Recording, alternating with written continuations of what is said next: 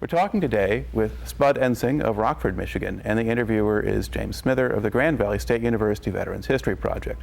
Now, Spud, can you start us off with a little bit of background on yourself, and to begin with, where and when were you born? Grand Rapids, Michigan in 1926, December 31st. All right, last day, 26, okay. Now, did you grow up in Grand Rapids? I grew up until the 8th grade in Grand Rapids. Then we went to Cedar Springs to live, and I graduated from Cedar Springs. Okay, and what did your family do for a living when you were growing up? My dad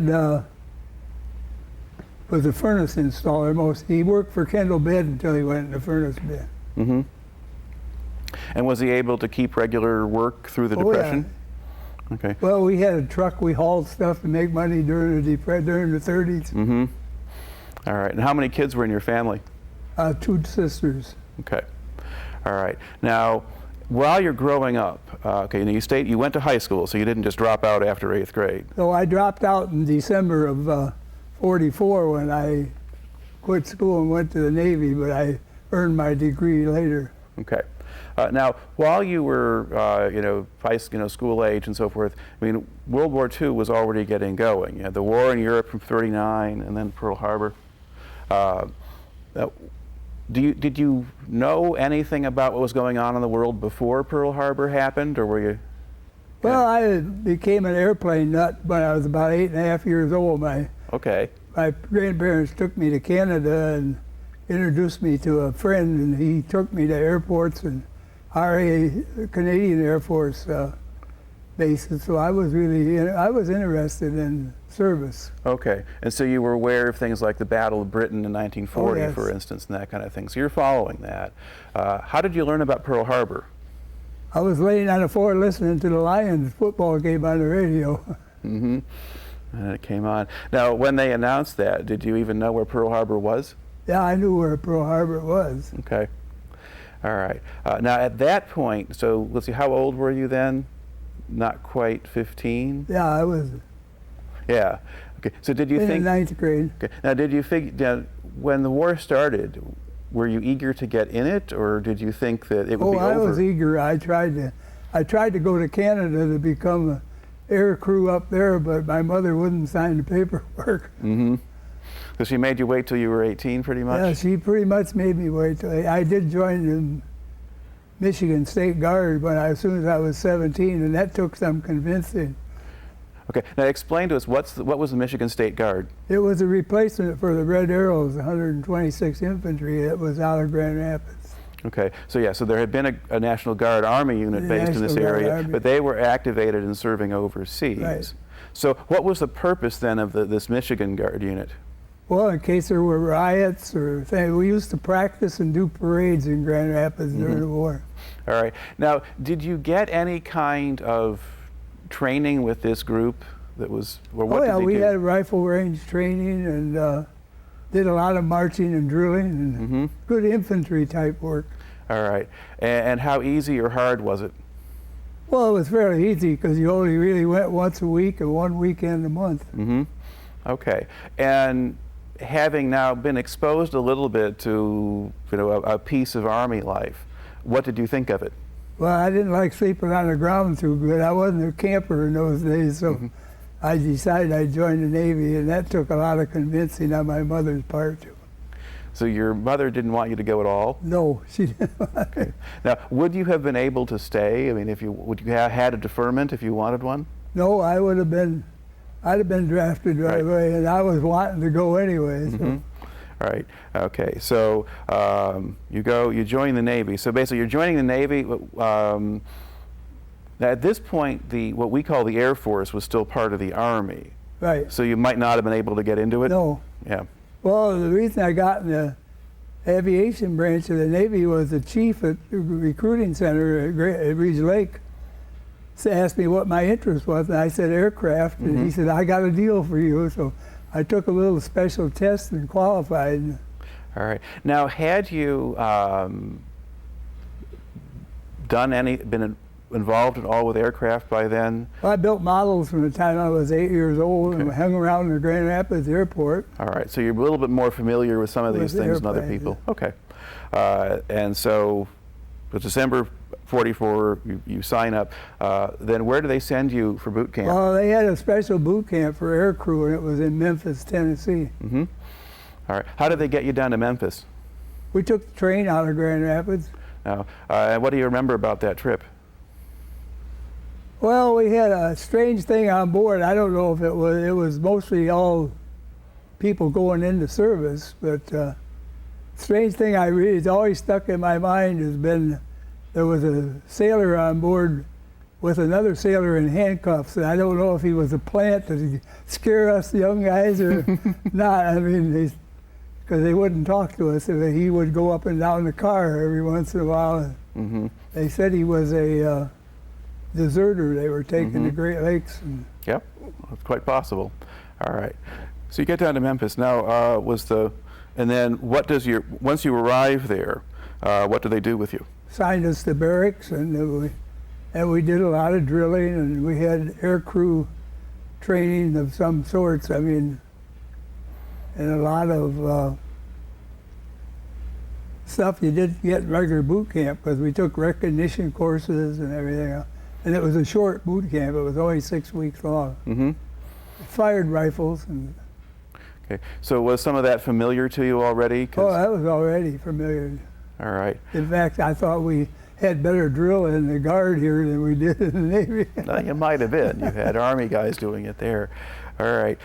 Now, how much were you, in the classroom work or whatever you had, I mean, how much were you getting that was going to be useful to you?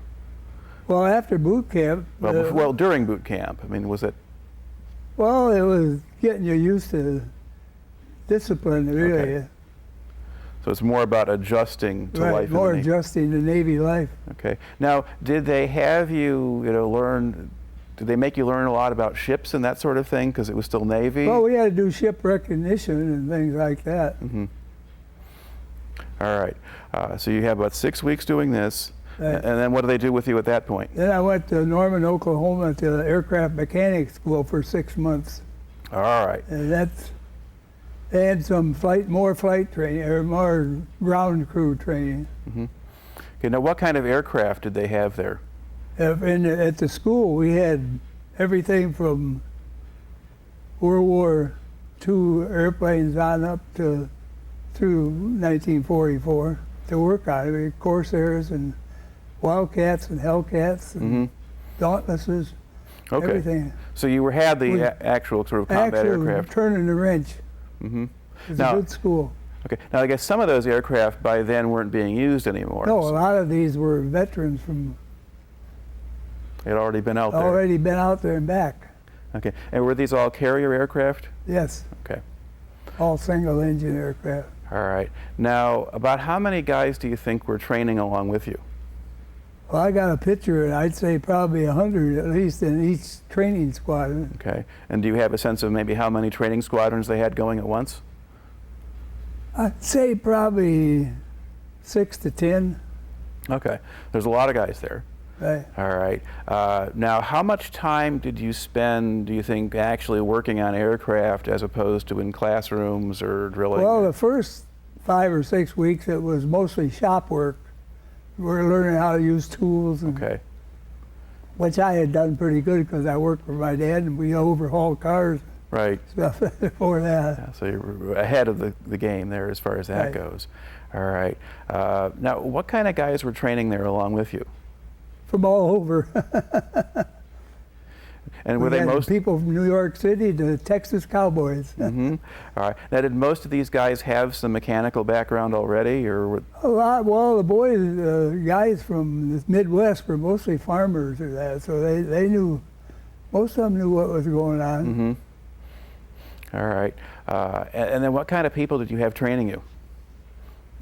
I always thought we had good trainers. They were veterans, most of them. Okay. Most of our trainers were well versed on what they should do. Some not so hot, but then that's the world.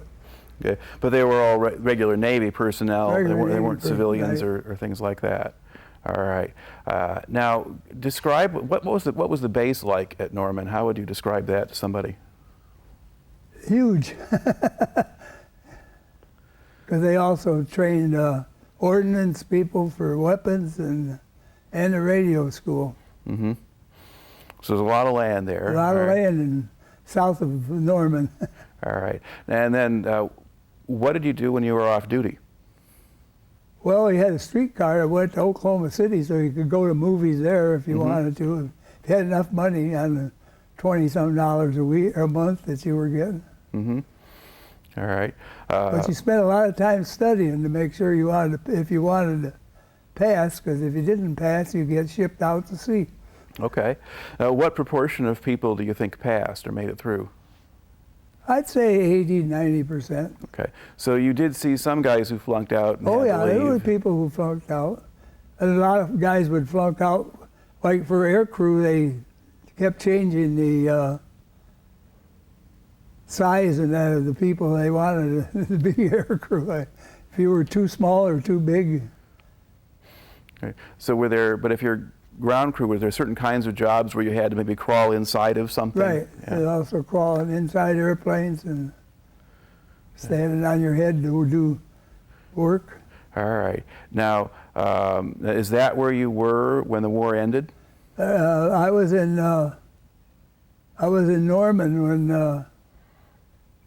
Germany surrendered. Okay, so that's in May. Now, do they eventually send you to an active duty station, or? No, then I went to gunnery school, and then that's when Japan surrendered. I was at gunnery school. And where was the gunnery school? Jacksonville, Florida. Okay. And why did you go to gunnery school? Well, because I was assigned as air crew. Okay. And so we flew and did air-to-air gunnery and practice like that. All right. So you weren't just going in. You weren't going in as a mechanic anymore. Well, that was your main rate was a mechanic, but your additional job was air crew. Okay, so you had to sort of cross-train essentially. All right. Describe a little bit how the gunnery training worked, or the air-to-air gunnery. What do they do? Well, we did everything from flying airplanes to shotgun shooting, and you've probably seen pictures of Jeeps pulling targets and this kind of shoot at moving targets and that. Mm-hmm. And they had a couple PB-4Ys, which is a B-24, and that was what we were training for. And they were on the ground, and we never flew in them, but we did. And then they decided that they'd send us to our main job as mechanics. Mm-hmm. So I went to Miami. Yeah. Now, while you were doing the gunnery training, did you ever actually get to fly?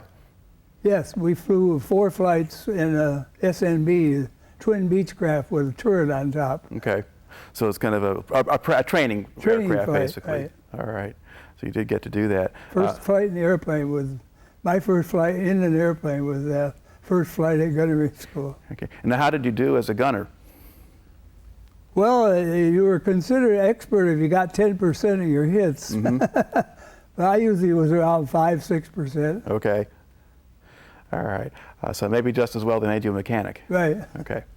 All right. So when did you finish then in Jacksonville? Well, I finished up there in January and went to Miami on Corsairs as a mechanic. Okay. So were you assigned to a specific squadron or Right. group? It was VF1, a training squadron. We were still training lots of pilots. All right. But now you were maintaining the aircraft, maintaining so you weren't being trained yourself. Right. You were out there doing that. Now, what was life like in Florida there at that point, Jacksonville, Miami? Warm. Compared to Michigan. Yeah. Now, was there more to do when you were off duty, or easier to go places and do stuff? It was easy to go places. They had a good bus system and everything else. All right. Now, when you got to the end of your enlistment, did they encourage you to re-enlist, or well, what happened? I came down with malaria in Florida. You got We malaria. went out we'd been in the Everglades looking for an airplane that had crashed. Mm-hmm. And there must have been a spare mosquito around there or something. And they didn't know what I had until they got a doctor who'd been in the South Pacific, checked me out. So I got to come home from Florida at my discharge by myself because I had just got out of the hospital, so I could travel on my own. Okay. Now, did the malaria come back later on? Oh yeah, I had bouts every year for 10 years anyway. All right. And what did they give you to treat it? Well, they didn't give me any pills, aspirins, and Okay. I mean, they didn't give you quinine or something like no, that? Okay. I took it at the hospital. But All right. Okay. So yeah, I mean, you get the malaria and you haven't even been any place to get it. Yeah. Yeah, it sounds weird to have it before, but the doctors there didn't know what it was until they got this Navy captain he came from the South Pacific. Mm-hmm. Yeah. Now, how sick did you get with it when you first had it? Well, I had a corpsman friend that was taking care of me, and he said, they got a box already built for you, so I guess. So you may have had a pretty high fever there at some point. I had a pretty high, I was quarantined because they didn't know what I had. It was a weird time. All right. So you get to the end of that now. So you come back home, 46. July of 46, I got All right. out. And then what did you do after you got home? I tried to go in business with my dad in the furnace business, but we didn't get along too well on the job, so I became the movie projectionist in Rockford, Michigan. Nobody knows about theater in Rockford. Mm-hmm. All right. And then how long did that last? Oh, 6, 8 months, and then I decided I had to get back to airplanes, so So did you re-enlist in the Navy? I re-enlisted in the Navy at Glenview, Illinois. All right. Now, when you re-enlist at this point, do they make you go through another training program? No, I just checked out a toolbox, and they started you back out at the lower, changing tires until you got to work on engines. All right. Now, what rank did you have at this point? Third-class petty officer. Okay. All right. You're Glenview Naval Air Station. So what's going on there? Well, it had reserve squadrons all of the Midwest came in every weekend. Mm-hmm. So we usually worked Tuesday or Wednesday through Sundays because we would assist them in learning what was going on because they were kids that only came once a month. Mm-hmm. All right. Now, did you have kind of a daily routine or schedule while you're there? Well, I got married, so I was living off base. Okay. Living off base. But in terms of the way the work went, so during one of those Tuesday to Sunday... we went to work every day at 8 o'clock, and then every fourth night we had to stay on base for security. Mm-hmm. All right. And now, what was the pay like at that point? I think I went back in at $105 a month. All right. Now, was that enough to enable you and your wife to live off base? Well, with my wife got $50, and we got $30 for not eating in the mess hall. So it came out pretty good. Okay. Now, did she take a job for a while she was out there with you? When we first got married, she took a job in a dental office in Glenview. All right. Now, from Glenview, did you go into Chicago at all? Yeah, but they had good bus service, but it was pretty expensive to go downtown very much. Yeah, at that point, it would have seemed like kind of a long way. Glenview had a great movie theater and everything else. Yeah, and you're fairly close to the lakeshore. Oh yeah, I would go over to the lakeshore, go to Great Lakes, buy groceries, and. Yeah, so a pretty good setup. Now, good job. Yeah, how long did you stay at Glenview? I stayed at Glenview until May of 1957, and I probably could have retired from there. I was permanently assigned there. All right. It sounds like a pretty good deal. Now, why did you decide to leave the Navy in '57? Well, in those days, the Korean War got over, and they started counting, and not only that, General LeMay was trying to get the Air Force to be a complete separate unit, which would have absorbed the Navy here. Oh. And they were cutting back on money. Congress was like normal. And some of us decided it might be worth going Air Force, and then you'd already be in the Air Force when they made it one unit. All right. Now, before we go into that part of your career, talk a little bit about what were things like Glenview during the Korean War? Was that, once that war started, did things change? We got all the retread pilots that got recalled. They had to put in so many hours in airplanes until they could go to the fleet. Okay. And the same with the mechanics and that were in the weekend reserves. They got called back, and we were stuck at Glenview. Okay. Now, this is also a period when we're shifting over from propeller-driven aircraft to jets. We went from propellers to jets. All right. And was that kind of a challenge to start working with jet engines and things? Well, they had good training schools that come through on a temporary basis. Everybody got to go to school. Okay. So you just got trained on that, Right. and so forth. Do you remember how early you started working on jets, or was it even before the war started? Oh, or? probably. No, we had all prop jobs up through the Korean War. Okay. Because there were some Navy jets flying off carriers during Right. the Korean War. Just towards the, oh yes, right, yeah, the F-9F, which we had a different version of at Glenview, but that wasn't until '56. Okay. But you sort of made that transition, Right. and now seen a lot of different kinds of aircraft. All right. Everything from F-4F Wildcats to Yeah, up into the jets. Okay. So basically, but you go on, so you're looking at the way things are going in the late 50s and thinking, okay, if I want to kind of stay with aviation. stay in service. Yeah, let's go to join the Air Force. So join the Air Force. Now, was the Air Force actively recruiting guys out of the Navy? Not really, but they were getting lots of volunteers. Okay. All right. So then how did you go about changing branches then? What did you do? Well, I tried to go regular Navy, figuring that money would be there for regular Navy people. I had 10 years in. Okay. So you were still officially enlisted as Naval Reserve at that Right, point? active. Active duty, but active reserve, Right. yeah. Okay. So you wanted to change. Okay, so you tried going regular Navy. And they wanted to reduce me in rank, and I said, I can't afford that. I had 3 kids at that time.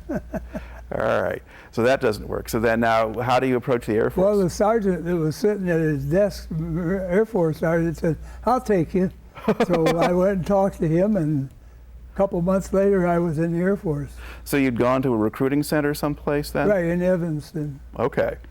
Yeah, so the Air Force guy sitting right there and just Right. snaps the guys up. Okay.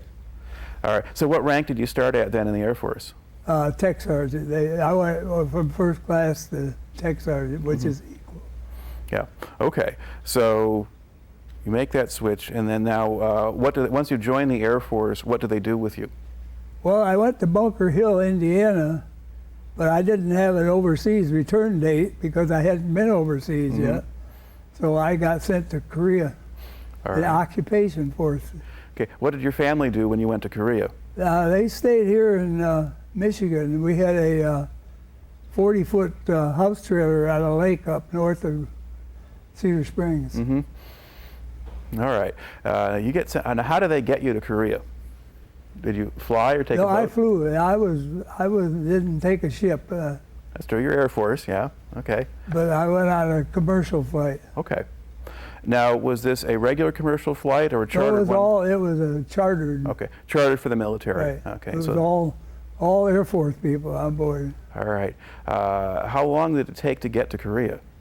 Oh, we stopped in Hawaii. In the middle of the night, we stopped in Wake Island, and we stopped in Guam with an engine problem. Then to Japan, and then it took probably 20-some hours of flying. All right. And then what was your first impression of Korea when you got there? Well, I'd done a lot of studying when I found out I was going, so it didn't shock me that much, but it was a lot of remains from the war was still showing. So in terms of just ruined buildings or? Buildings and no trees. Okay. And then where did they station you then when you got to Korea? K-55, which is about 50 miles south of Seoul. Okay. And then what kind of aircraft do they have there? F-86s. Okay. I worked on F-86. All right. Now this is, okay, and how would you describe the facilities at the base compared to an American base? Oh, by this time they'd done a lot of building, and I'd say about 60% as good as an American base. Because the roads were still muddy, and we still had latrines that were outside. We lived in Quonset huts. All right. And then, so now, what was actually kind of going on the base while you were there? What was happening? We kept an alert on because the Chinese would still come buzzing down over the 38th. All right. So would you scramble fighters? We'd scramble fighters, and they chase each other. And this is 57, so. Okay. Yeah. Now, were there incidents where they actually fired on each other? No, they never fired on each other, but they buzz each other. Right, right, all right. And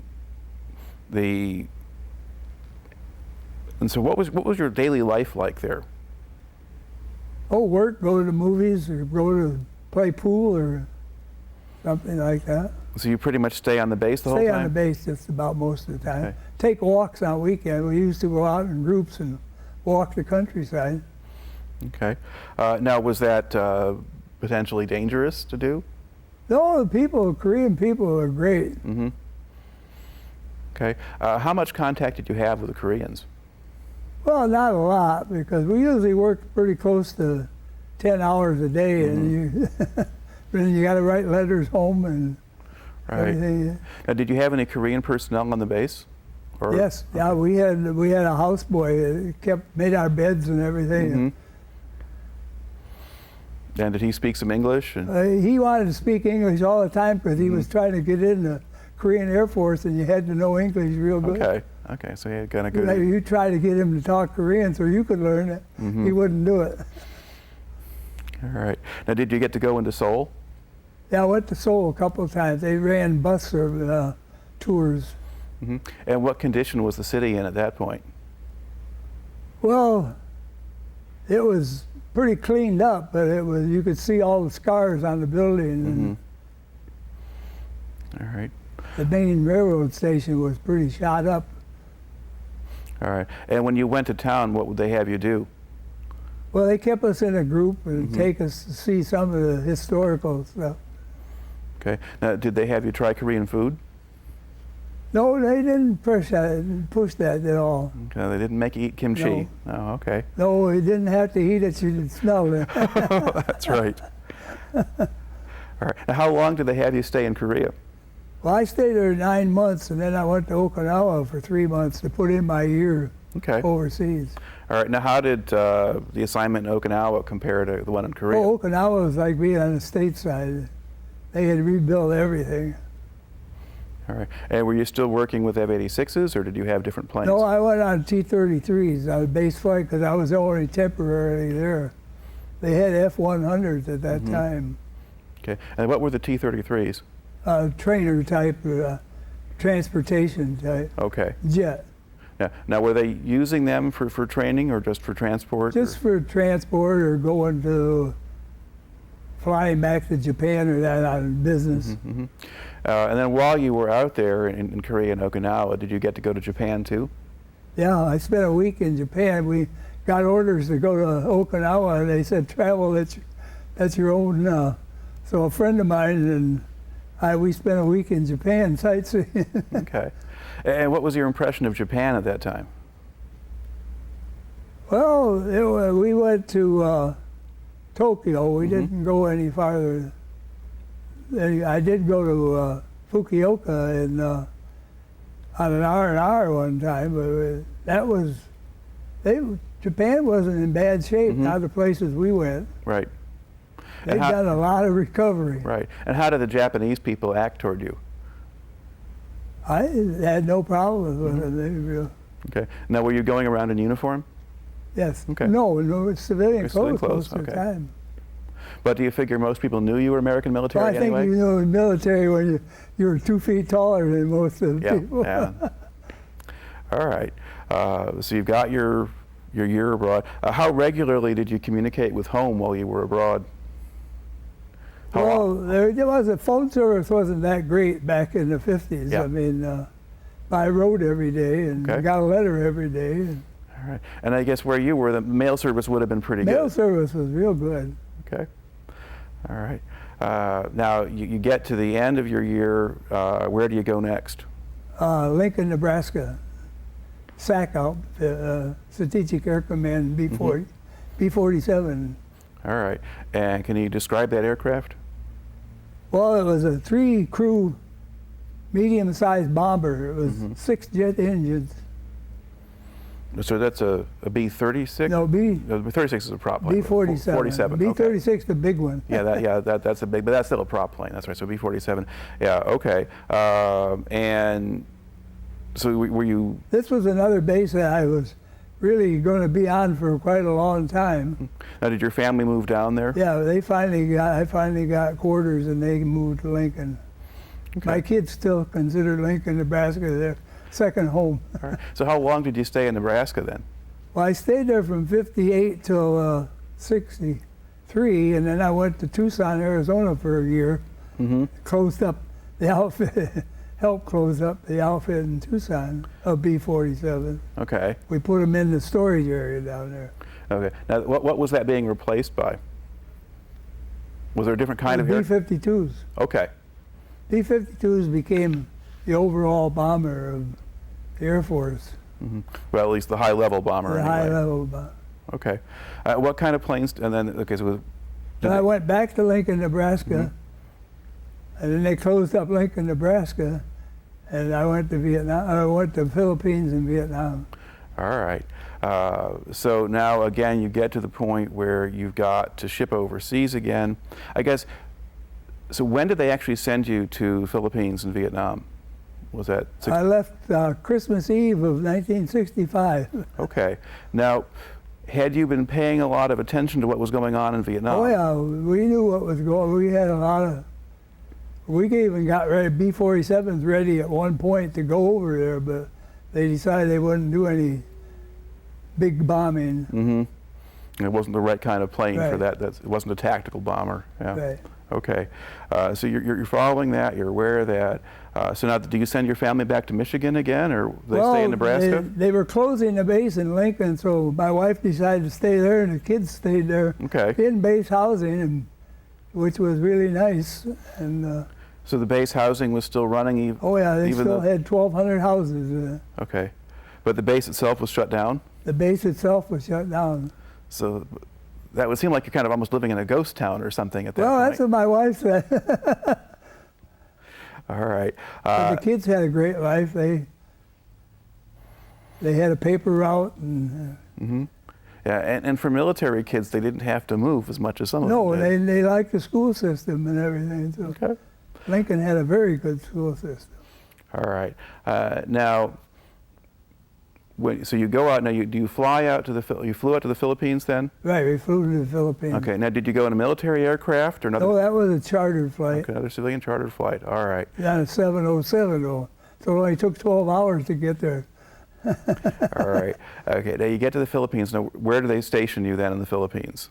Mactan, a little island about 150 miles south of Manila. Okay. And what kind of aircraft did they have? C-130s. Okay. So now you're with a transport unit. Transport unit. So which unit were you with now? 463rd Troop Carrier Wing. Okay. And what were they doing? Well, we were working in country, as the name is, being in Vietnam, hauling equipment from base to base. Okay. Now, did you spend? Now you're still. Spent half my time in Tonsanut and the other half, because we did our major maintenance in the Philippines. Right. And we did our just routine stuff in the. Okay. Now, did they rotate you back and forth? They rotated us back and forth. So how long would you be in Vietnam for? Couple months at a time. And Okay. then, so you could get organized. About the time you got organized, you went back. All right. Now, at MAC 10 in the Philippines, was that pretty much just the air base and nothing else? Well, it's a 4 by 5 mile Okay. island. It's also the island that Magellan got killed on. So it's got history to it. Got killed in Mindoro or someplace like that, but okay. But so there's not a whole lot of civilians there or anything else? Oh yeah, well the Filipinos, there's a lot of Okay, Filipinos. so they're still there too. Yeah, All there right. was 2 or 3 good-sized cities. Well, the cities that we went to were on another island, so Cebu. Okay. All right. But not quite as many opportunities to get in trouble as there would be if you were in a No, near Manila? but you were working 12 hours a day there. So. Okay. Now, what was, when you went to Vietnam then, would you fly in the C-130s? In the C-130, yeah. Okay. What was your first impression of Vietnam? Why? It's like a lot of questions. You say, why? Mm-hmm. The people seemed nice in Saigon, and it was easy to get around Saigon. They had taxi cabs like crazy. Mm-hmm. When did you first get to Saigon? Oh, the first time was in August of '66. Okay. Okay. So it had been a while after you went over to the Philippines. Right. That Well, I had to go to school at Clark for C-130s because I hadn't worked on it. Okay. Okay. So you're also at Clark. So you're at Clark and then MAC-10 and I was the line chief, so I kind of just had to go to school, so I knew what I was talking about. all right. Now, what do a line chief's duties consist of when you're working on C-130s? Well, keeping the people working on the airplane to keep it flying. And now, would individual aircraft have their own crews and mechanics? Crew chief. Okay. We took a lot of B-47 crew chiefs and turned them into C-130. Mm-hmm. So I took about 50% of the people from Lincoln with me when we went. Okay. And were you kind of in charge of them because you were more senior? I was in charge of them. All right. Now, were you then based, so you stayed at Tan Son Nhut when you were in Vietnam? Yes. Okay. Off base. There was no base for senior NCOs. Okay. We had to rent an apartment. All right. So do you recall sort of where was that relative to the base or how close it was? Oh, about 2 miles from the main gate. And so when you went to work each day, did you just... You hire a pedicab and go zoom into the... All right. I hope you got there.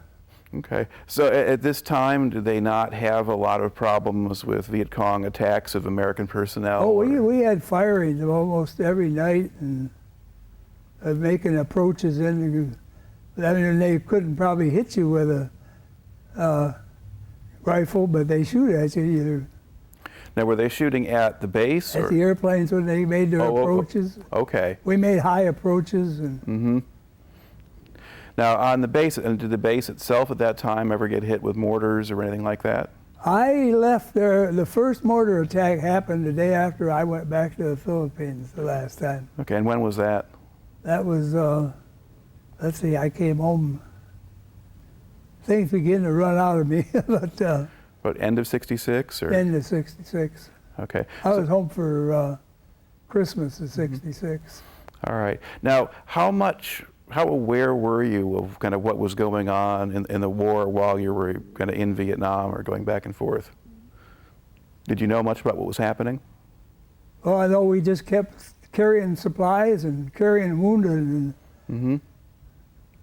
flew a lot of wounded to the Philippines. And okay. I mean, did you have any sense of how the war itself was going? You didn't know how. I mean, I didn't really feel we were winning, but I didn't think we were losing. Yeah. It was kind of a why. mm-hmm. Like I say, that's a bad way to ask it, but it's the only way, I think. Yeah. So you weren't exactly sure what the purpose of the whole thing was. Right.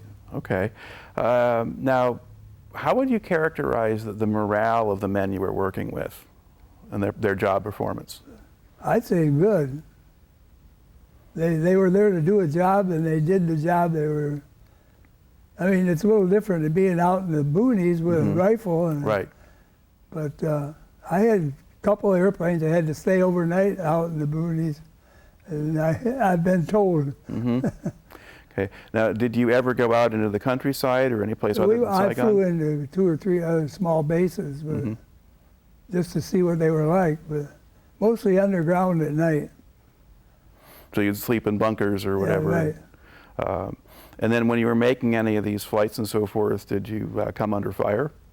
Oh, just once going into Tan Son Nhut, we could see tracers coming. Mm-hmm. But we came in high and then slipped it down in. Daytime, they stayed away. Right. Okay. So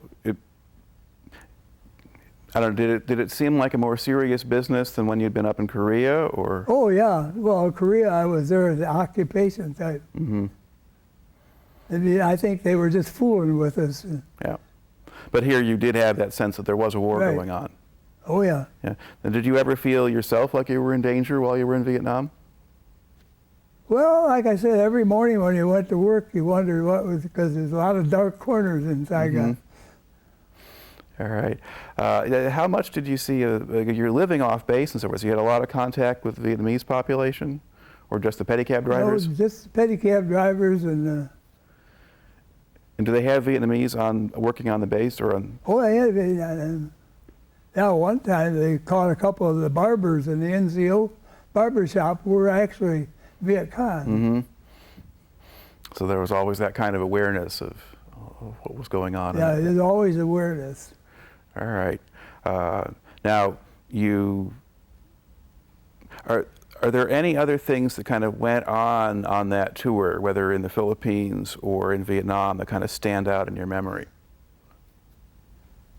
Oh, my trips in the Philippines, we used to have service club trips I used to take.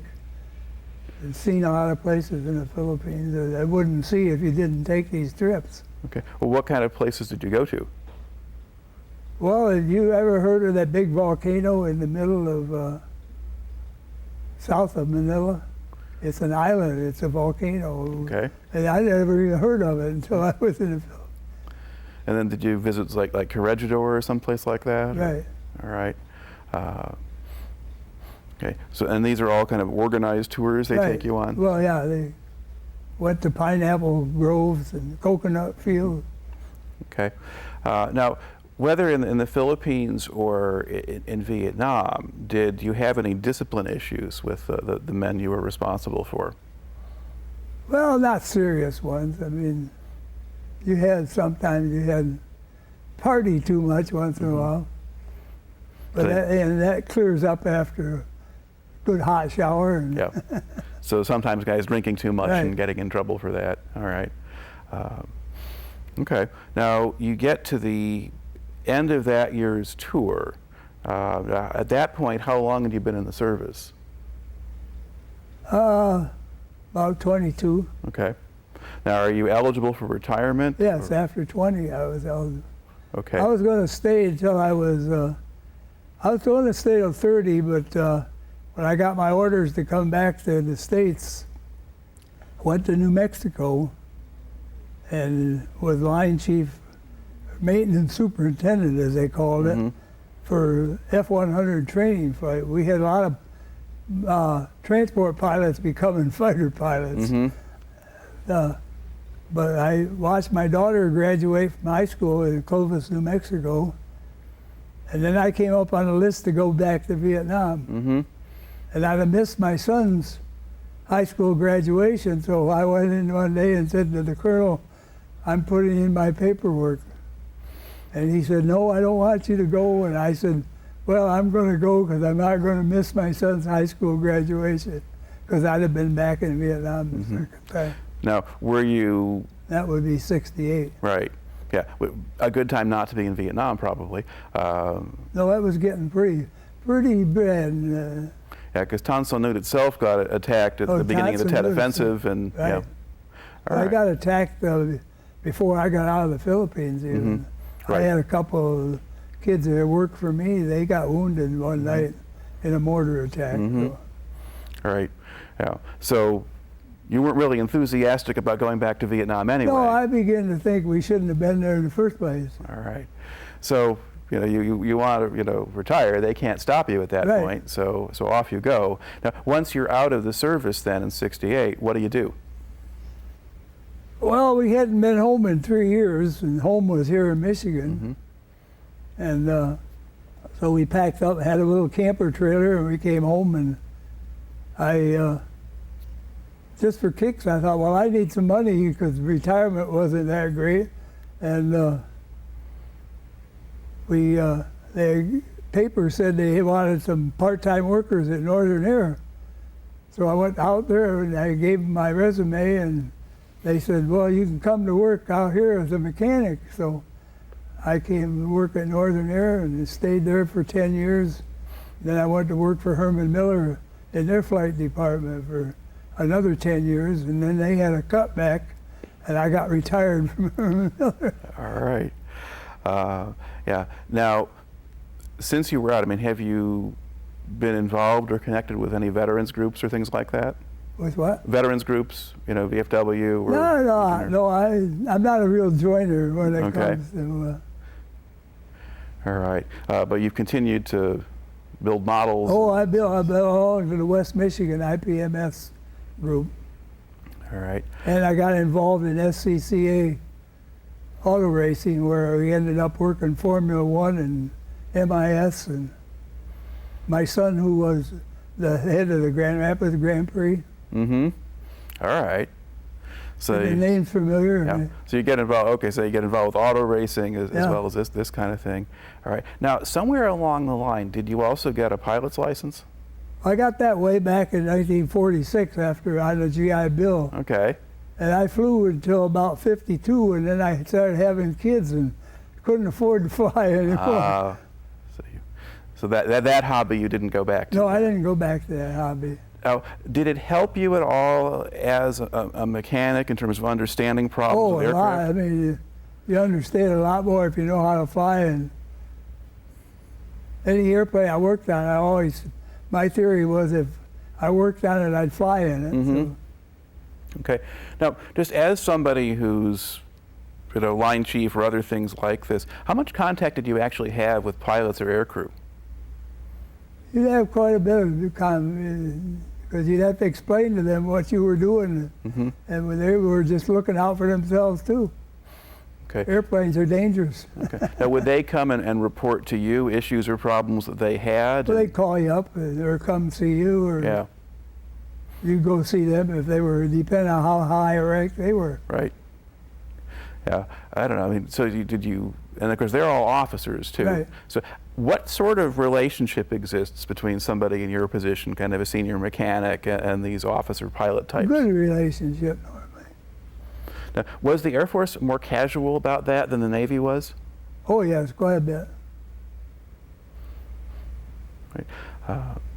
When you're in a place like the Philippines or in Vietnam or that kind of thing, do they still kind of separate you in terms of off-duty hours and socializing? Oh yeah, and stuff? You don't socialize. I mean, you go to the NCO club and maybe once a month you'd have a dinner or something where everybody came, but mm-hmm. especially overseas places. Yeah. So there still is rank and hierarchy and that kind of thing, but not as pronounced as in the Navy. Okay. Another thing that went on in the Navy and so forth while you were in it was the service became integrated. In 1945-46, the service is segregated, but then they start integrating black sailors and soldiers and airmen and stuff into different units. Now, did you kind of see that transition process take place? Well, being stationed at Glenview when it was happening, it wasn't that. I didn't just small bit at a time. Mm-hmm. Yeah, and you're in the north rather than the south. You're in the north to start with, so. Yeah, so the social issues are not necessarily the same. Yeah, okay. Because the Navy in particular was very segregated, and blacks could only have a handful of jobs. Blacks were used, World War II were really cooks or servants for the officers. Ammunition handlers or. Yeah, not too many other jobs, yeah. And the Army Air Corps, when it integrated, was a little more open, but. Well, they weren't too good either. They kept them. I've met a couple of the people from the Red Tail Squadron. Yeah. Well, that was, but I mean, after World War II, when they actually did the integration. Well, but the Red Tails were during World War II. Right. But then after it is when the order comes. They integrated. Yeah. Yeah, no, the first guys in had a horrible time. Oh, they had a horrible time. Yeah. You kind of watched all of that. All right. Overall, what effect do you think it had on you in terms of spending all that time in the service? What did you take out of all of that? Well, the United States is a great place to live. While I was in service, I also got my college GED and 80 more hours of college time. Mm-hmm. That's where I spent a lot of my time off duty doing study work. So you'd read and stay out of trouble. Right. Yeah. I love to read anyway. Okay, yeah. And you'd have, especially when you're overseas or someplace, you have plenty of time for that. Plenty of time. Okay. They always had a good library, so. All right. All right. Anything else you'd like to add to the record here before we close out? Well, I think military life's a great life if you like it, but I mean, I feel sorry for all these poor guys that are over there. It looks like another Vietnam to me. Afghanistan, anyway. Yeah, could be. Of course, they've had to keep going back too. Which that's a big problem. You didn't get a year and come home for 3 or 4. You get a year and coming home for a year. Yeah. Although they might have had you doing that if you stayed Well, in the that's Air about Force. what Vietnam would have been. If I had stayed 30, I'd have probably made 2 more trips at least. All right. Well, you got a pretty unusual... And I was the old man anyway. I was 40 by then. Well, you got kind of an unusual story here, so I'd just like to thank you for coming in and sharing it today. Well, thank you. I enjoyed it. All right.